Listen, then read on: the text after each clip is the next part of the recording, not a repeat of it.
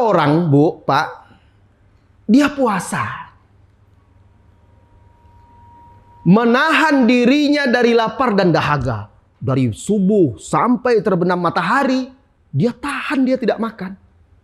Tahan, dia tidak minum. Tetapi dia tidak sanggup menahan lidahnya dari kata-kata yang tercela. Menggunjing atau ghibah, mengadu domba, berdusta, mengucapkan kata-kata yang keji dan kotor.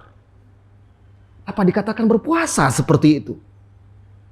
Puasa bukan hanya sekedar menahan dari lapar dan dahaga, juga menahan diri kita dari perkara-perkara yang bisa merusak pahalanya.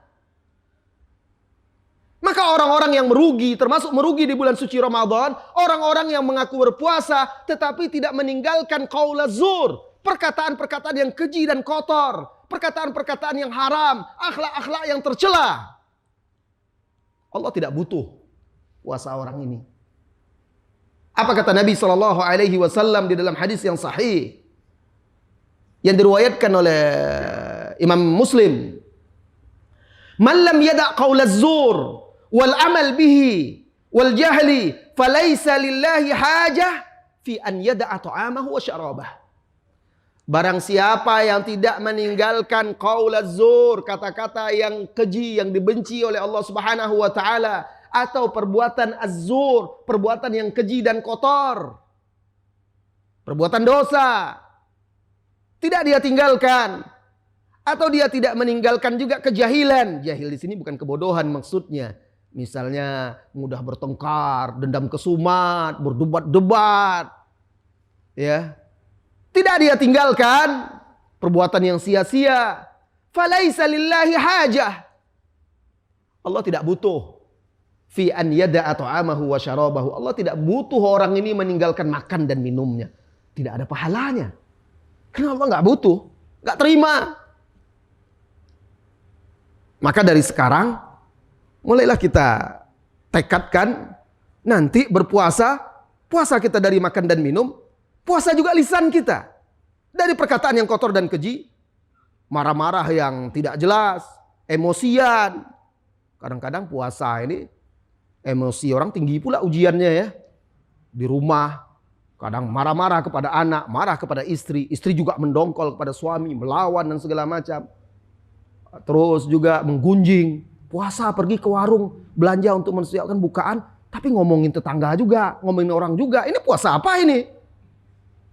Ya, kenapa? Karena menggunjing itu, menggibah itu, Pak Bu, itu kata Allah Subhanahu wa taala kan seperti memakan daging saudara kita sendiri. Kan nggak boleh, kita sedang puasa ini. Di luar puasa juga nggak boleh. Di dalam puasa lebih tidak boleh lagi. Dilatih kita untuk menjaga lisan kita menjadi seorang mukmin yang baik. Dan menggunjing itu, Bu, maaf, bukan ibu-ibu aja ya, bapak-bapak juga banyak. Karena sekarang kan sudah membudaya. Nah, sudah membudaya.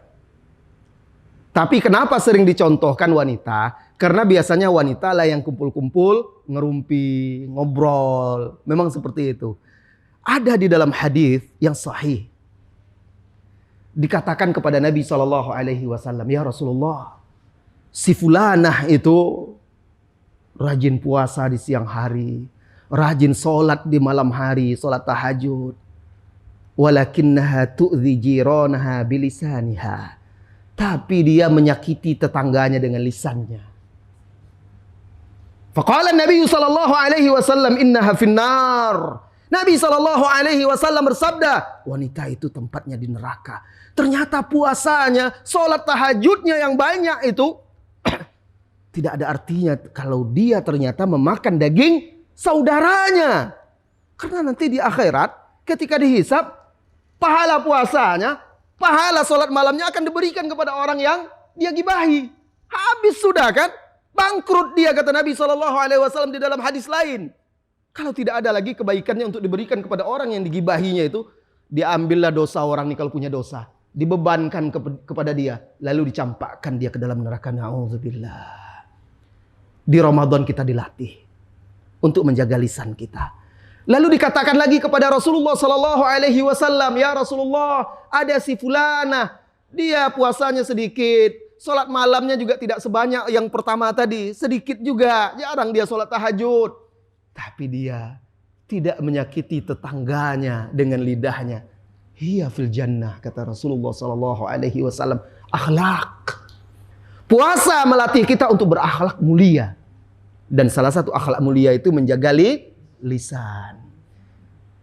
Ketika kita di Ramadan, menyibukkan diri kita dengan zikir, dengan doa, dengan bacaan Al-Quran, semakin berkurang kesempatan kita untuk menggujing dan menggibah. Tapi sekarang orang menggibah nggak pakai lidah lagi, Bu. Pak. Pakai jarinya.